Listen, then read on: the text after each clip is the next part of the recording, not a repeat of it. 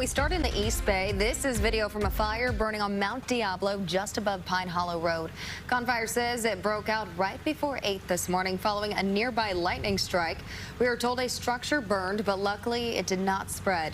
No word if anyone was hurt. And nearby at around the same time on Olive Drive in Concord, PG&E reported a power outage. Crews were spotted resetting a power pole after it was apparently struck by lightning.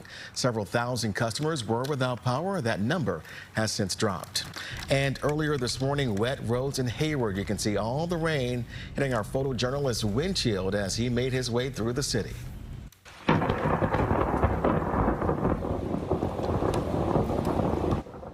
Ooh, check this out. Also in Concord, some residents saw some hail and thunder. So what can we expect for the rest of the day?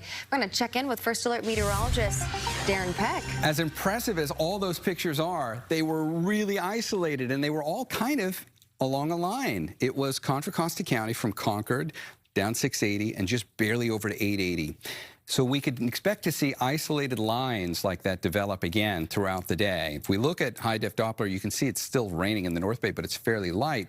And if we watch the futurecast, it doesn't change a whole lot between now and 4 o'clock this afternoon. So we're still going to watch for the possibility of some light rain, sure.